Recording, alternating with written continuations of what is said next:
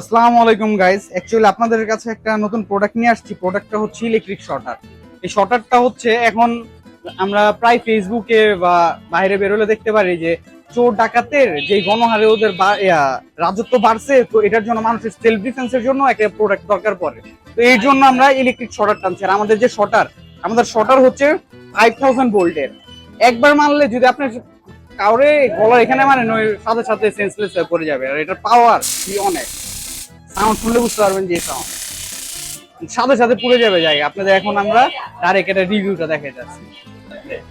তো এখন আপনাদের মাঝে আমি এটা এখন চেক করে দেখি যে এটা আসলে কার্যকর নাকি কার্যকরিতা এটা 0%, যেহেতু এটা সেলফ প্রিভেন্সার। দেখে